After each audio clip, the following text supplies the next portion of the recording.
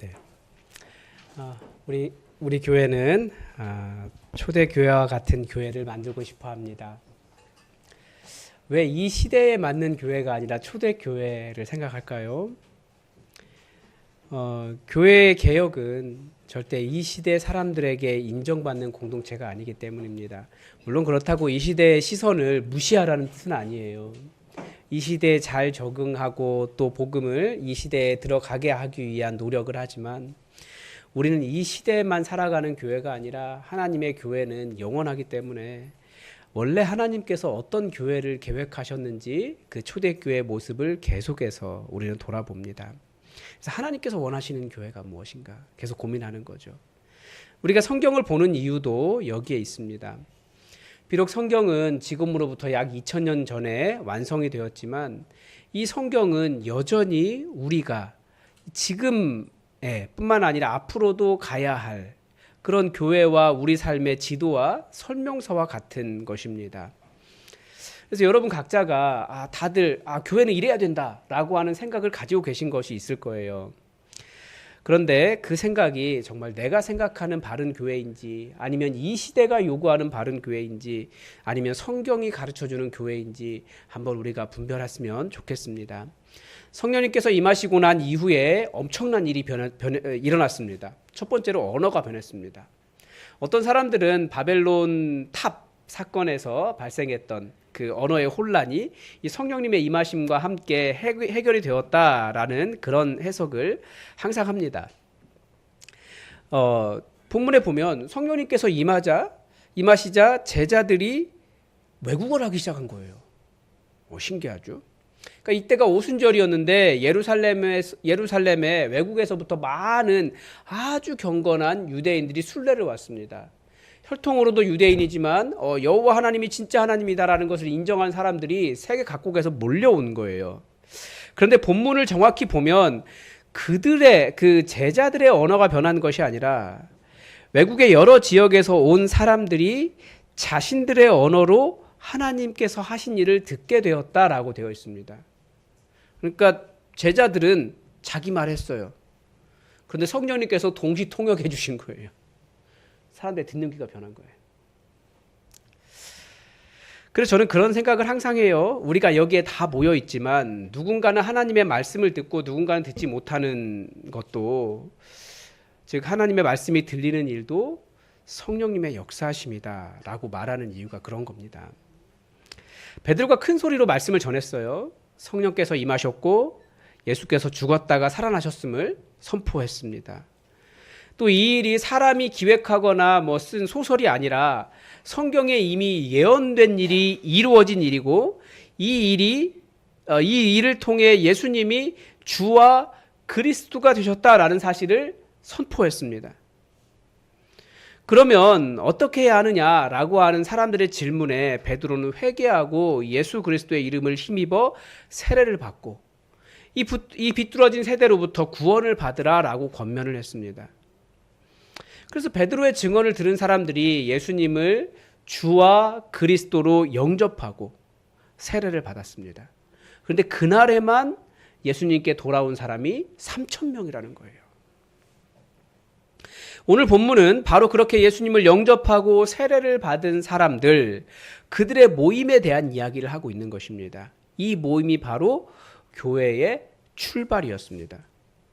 그러니까 무엇보다도 교회는 예수님을 회개하고 예수님을 주와 그리스도로 영접하고 나는 이제 죽었고 과거에 나는 죽었고 이제 예수로 살겠습니다라고 말하는 세례받은 사람들의 모임이었다라고 하는 거죠. 42절에 보면 이제 이 사람들의 특징이 나와요. 42절을 다 함께 읽어보겠습니다. 시작. 그들이 사도의 가르침을 받아 서로 교제하고 떡을 떼며 오로지 기도하기를 힘쓰니라. 여기서 이제 우리 본문은 마치 사도의 가르침을 받아서 교제하고 떡을 떼고 기도하기에 힘쓴 것처럼 되어 있지만 그 원문은 사도의 가르침을 받았고 서로 교제했고 떡을 떼며 오로지 기도에 힘썼다. 그러니까 초대교회의 4가지 아주 특별한 행동을 그들이 항상 하던 행동을 보여주는 거예요. 4가지 행동이 있었다는 거죠. 사도의 가르침을 받았고 서로 교제했고 떡을 떼며 기도에 힘썼습니다. 이게 원래 교회가 하던 일이라는 거예요. 이제 우리의 교회의 모습과 한번 생각해 맞춰보면 조금 차이가 있죠. 교회에서 이 사도의 가르침은 매우 중요한 말입니다. 자, 예수님이 책을 쓰셨습니까? 안 쓰셨습니까? 안 쓰셨습니다. 그러면 지금 우리가 가지고 있는 신약 성경은 누가 쓴 겁니까? 사도들이 쓴 거예요. 그래서 이 사도의 가르침은 곧 신약 성경을 의미하고 교회는 사도의 전통 위에 서 있다. 그런 말을 하거든요. 사도들은 예수님만 가르쳤어요. 최근에 새벽 설교에서 그런 말씀 드린 적이 있습니다. 우리가 이 땅에 많은 교회들이 있는데 진짜 교회인가를 인정하는 기준이 있습니다. 첫째는 성경을 하나님의 말씀으로 인정하는가입니다. 어떤 사람들은 성경을 하나님의 말씀으로 보지 않아요. 때로는 부족하다라고 말하기도 하고요. 아니면 여기에 또 다른 사람의 말을 얹기도 합니다. 그래서 하나님의 말씀이 완성되는 것처럼 이야기해요. 그런데 성경은 하나님의 말씀입니다. 그래서 진짜 교회는 성경을 공부하고 성경을 연구하고 성경을 통해서 하나님의 음성을 듣고 성경이 가르쳐 주는 대로 살아갑니다. 그게 교회예요. 또 하나는 건강한 교회는 사도신경을 받아들입니다. 이 사도신경을 받아들이는 이유는 초대교회가 합의해서 최소한 이 내용이 사도들의 가르침의 가장 기본이다라고 인정하는 핵심입니다. 그래서 사도신경을 받아들이는 거예요. 그런데 교회들이 성경도 받아들이고 성경도 하나님의 말씀으로 인정하고 사도신경도 받아들이는데 교회들이 서로 내가 맞다 네가 틀리다 계속 싸우는 이유가 있어요. 왜 싸웁니까? 그것은 각자의 고백이 다르기 때문에 그래요. 그것은 고백이라 그래요. 근데 고백은 교단마다 다릅니다. 예를 들면 장로교는 웨스트민스터 신앙 고백을 기본으로 하고 있습니다. 영국 성국의 내부에서 장로회로 운영이 돼야 된다라고 주장했던 사람들이, 그러니까 장로파들이 그 웨스트민스터 신앙 고백을 만들었거든요. 그래서 장로교는 이 웨스트민스터 신앙 고백을 기본으로 하고 있습니다. 제가 잘 모르는데 아마 다른 교단들, 감리교든 뭐 침례교든 성결교든 자기들만의 신앙 고백이 있어요. 자, 그것은 장로교의 신앙 고백과 차이가 있습니다. 똑같이 하나님의 말씀 이야기하는 것 같은데 그렇지 않아요. 완전히 달라요. 완전히 다른 게 아니고 아주 미묘한 차이들이 있어요. 예를 들면 그 감리교 같은 경우에 우리가 이 땅에 살아가면서 완전한 성화를 이룰 수 있다 이렇게 이야기해요. 근데 장로교는 완전한 성화는 불가능하다 이렇게 이야기해요. 우리가 계속해서 주님 모시는 그날까지 변화되어 가지만 성화되어 가지만 안 된다라고 이야기해요. 왜 그게 성화가 되면 안 되냐면 성화가 완전히 된다 그러면 예수님이 필요가 없어요.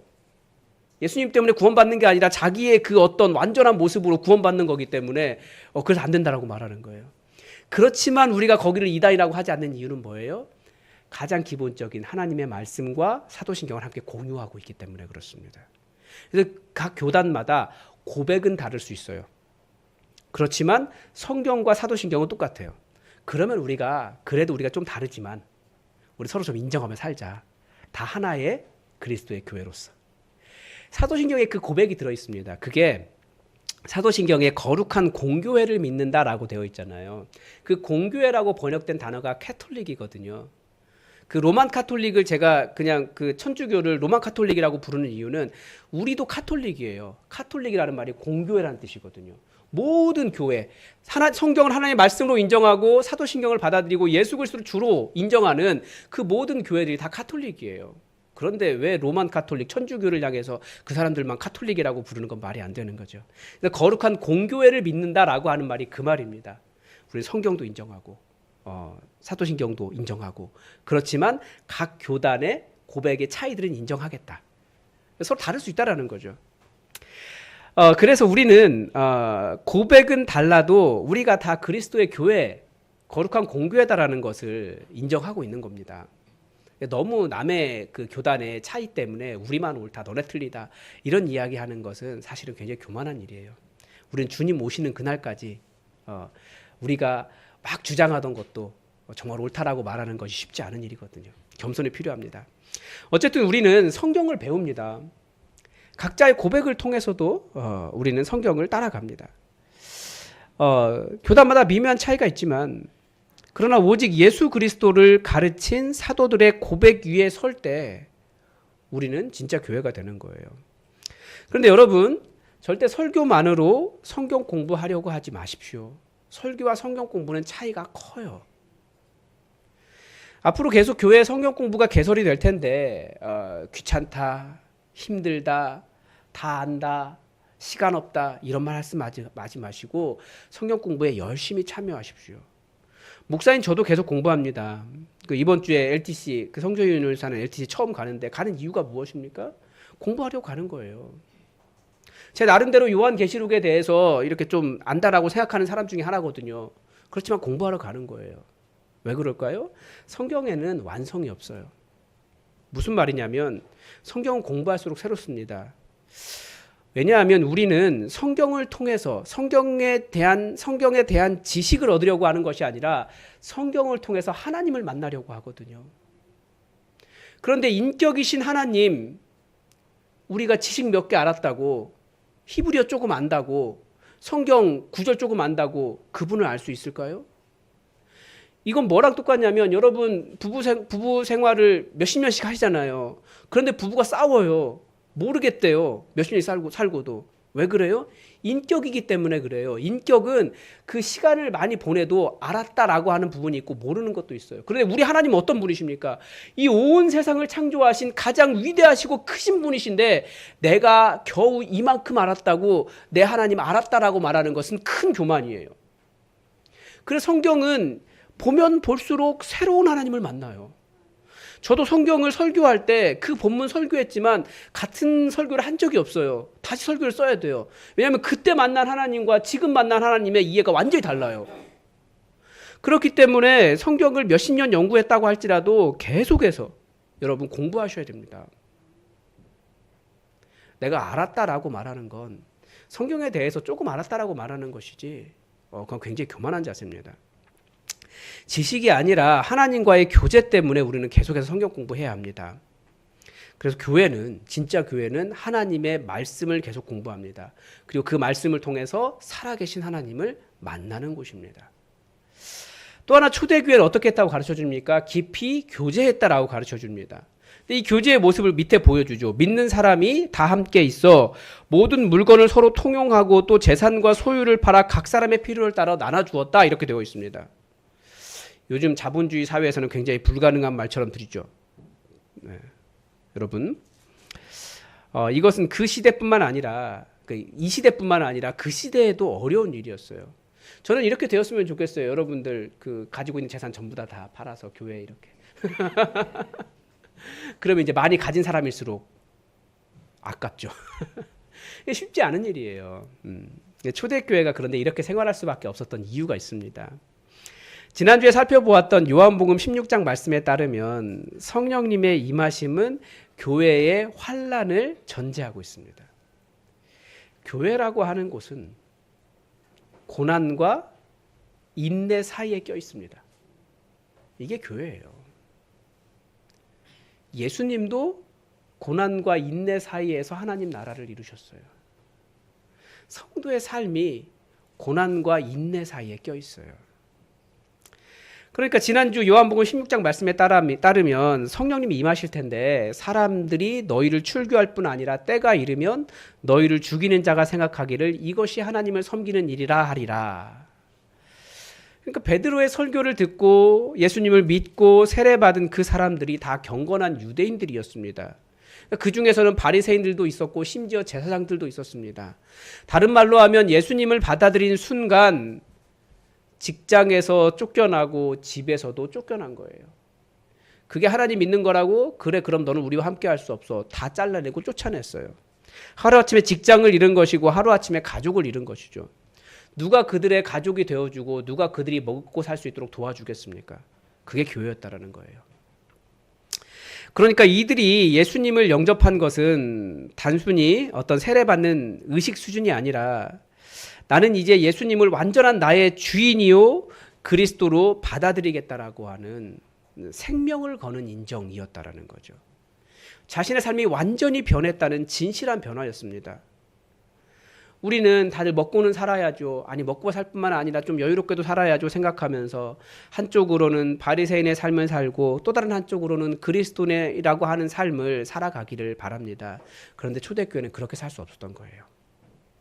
이제 과거에 나는 죽었고 이제는 예수님만 따라 살겠습니다라고 하는 결단이 세례의 순간이었고, 비록 나에게 경제적으로는 도움이 되지 않아도 예수님이 진짜입니다라고 하는 진리에 대한 헌신이었습니다. 나에게 손해가 나도 나는 예수님만 따르겠다라고 모든 것을 버리고 따라간 사람들이 모인 모임이 교회였습니다. 우리 시대에는 예배는 뭐 드려도 되고 뭐 급하면 안 드려도 되고 뭐 놀러 가는 일 있으면 놀러 가기도 하고 선택의 문제라고 생각해요. 때로는 교회 나오는 것도 나에게 이익이 될 때만 선택하고 손해가 나면 언제든 떠날 수 있는 가볍고 선택적인 고백을 하고 있지만, 초대교회의 교회는 절대 그런 고백을 하는 곳이 아니었습니다. 목숨 걸고 예수님 믿었어요. 사도행전 4장 32절에도 비슷한 내용이 나옵니다. 그 내용들이 자신의 소유를 팔아 서로 통용했다라고 하는 내용이 나오는데, 그러니까 이렇게 통용할 수밖에 없었던 이유는 그렇게 직장을 잃고 집에서도 쫓겨난 사람들이 함께 모여 살게 되었고, 나에게 빵이 2개 있으면 쫓겨난 사람에게 하나를 나누며 살 수밖에 없었던 거예요. 이 삶이 우리는 아름다운 나눔이다 이렇게 생각하지만 사실 예수라는 이유로 고통당하는 형제와 자매를 살리려고 하는 나눔이었다라는 거죠. 그러니까 교회는 기본적으로 고통당하는 나의 형제와 이웃을 살리려고 나의 것을 내어주는 그런 곳이 교회라는 거예요. 그러니까 나에게 다른 사람을 살릴 만한 재물이 있는 이유는 이 시대의 관점으로, 이 시대의 자본주의적인 관점으로 하면 내가 벌었으니 내 것이다 라고 생각하겠지만, 교회의 관점으로는 하나님의 관점을 따라, 하나님 나라의 관점을 따라 공경에 빠진 형제와 자매를 살리라고 하나님께서 나에게 맡겨주신 청지기의 재물이었습니다. 완전히 다른 삶을 살았어요. 내가 가진 것을 완전히 다르게 보았고요. 나누는 것이 다른 형제와 자매를 살리는 일이었습니다. 또 이 공동체의 또 다른 모습은 기도에 온갖 정성을 다 쏟았다라고 가르쳐 줍니다. 즉 교회는 어떤 곳입니까? 기도에 온 힘을 쏟는 곳입니다. 여러분, 우리는 온 힘을 어디에 쏟습니까? 기도에 쏟는 곳이 교회라는 거예요. 초대교회의 또 다른 특징이 뭐냐면 사도들을 통해서 기사와 표적이 많이 나타났습니다. 이런 큰 권능으로 예수님의 부활을 증언했습니다. 그러니까 복음을 증언하는 일이 말의 능력, 그러니까 논리에 있는 것이 아니라, 설득에 있는 것이 아니라 성령님의 권능에 있었습니다. 사람의 증언을 성령님께서 확증해 주셨습니다. 참 진리가 무엇인지 살아계신 하나님을 경험하는 곳이 교회였습니다. 그래서 초대교회는 우리처럼 많은 논리를 이야기하지 않았어요. 그냥 예수님이 어떤 분인지 성경에 예언된 내용, 예수님이 이 땅에 오셔서 하신 일들, 그리고 그분이 고난당하시고 죽으셨다가 부활하셔서 승천하셨다는 내용 설명하고, 그리고 뭐 했습니까? 와서 보라라고 이야기했어요. 초대교회는 와서 보면 내가 메시아를 만났다라고 말할 수밖에 없는 삶이 있는 공동체였다라는 거예요.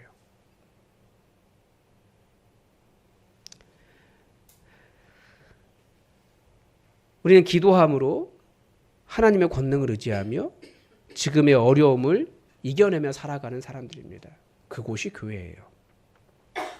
어제 생명의 삶 산공부를 하면서 이런 배움이 있었습니다. 예수님에 대해서 정답을 말할 수 있다고 해서 그 사람이 예수님을 영접한 것은 아니다 였어요. 입으로는 예수님을 주인이라고 하나님이라고 말하지만 진정으로 예수님을 영접하지 않았다면 그 사람의 열매는 보여요. 다른 것을 하나님 삼고 의지하며 살아가는 그 사람의 삶이 보입니다. 그러니까 입으로는 예수님이 나의 주인입니다 라고 말할 수 있어요. 고백할 수도 있어요. 멋있는 정답을 이야기할 수 있어요. 그러나 그 사람이 의지하며 살아가는 것이 무엇인지, 그것이 그 사람의 하나님이 무엇인지를 보여줘요. 그 사람이 돈을 추구하며 산다면 그 사람의 하나님은 돈인 것입니다. 입으로는 예수님이 나의 그리스도입니다 라고 말해도 그 사람이 자신의 자존심 때문에 타인을 무시하고 파당을 짓는다면 그 사람을 예수님을 영접했다기보다는 예수님을 따르고 있는 사람은 아닌 거예요.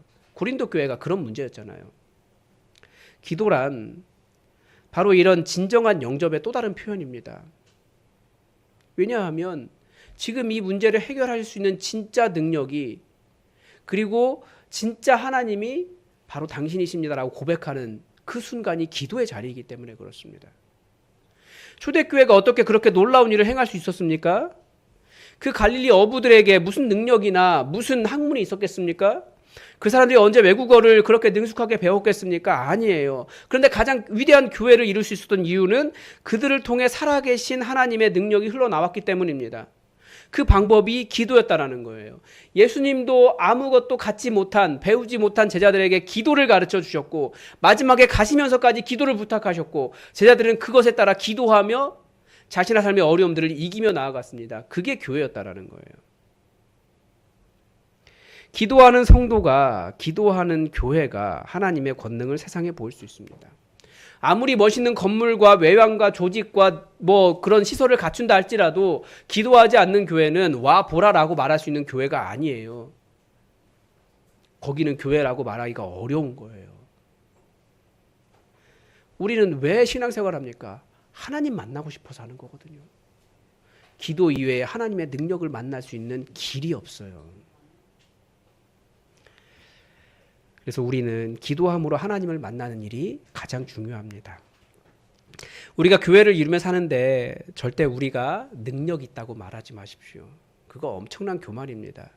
우리는 하나님의 능력을 힘입어 살아가는 사람들이기 때문에 하나님 제발 능력 주십시오. 이 일을 행할 수 있는 능력 주십시오. 기도하며 살아갑니다. 그렇다고 때로는 나는 어떤 일을 할 만한 능력이 없습니다라고 말하지 마십시오. 그게 겸손처럼 보이지만 그것도 교만입니다. 왜요? 우리의 능력은 하나님께 있는데 나 바라보면서 나 능력 없다고 말하는 것, 그거 무슨 말이에요? 하나님 의지하지 않는 거예요. 또 다른 겸손을 가장한 또 다른 교만일 뿐이에요. 능력이 있건 없건 중요한 건 우리는 하나님 능력 힘입어 교회 생활하는 겁니다. 그러니까 기도하는 거예요. 그렇게 교회는 기도하는 것이고, 기도하는 교회가 부흥하고, 기도하는 교회가 예수님의 몸이 될 수 있습니다. 하나님께서 역사하시니까. 다시 한번 우리 교회의 모습을 생각해 보십시오. 우리 좋은 교회, 제대로 된 교회 만들자고 하는데 우리 다시 한번 이 초대교회의 모습을 보았으면 좋겠습니다. 말씀을 공부하고 교제하고 서로 먹을 것을 나누며 오직 기도에 힘쓰는, 이것 위에 그 다음에 다른 것이 서는 거예요. 그게 교회입니다.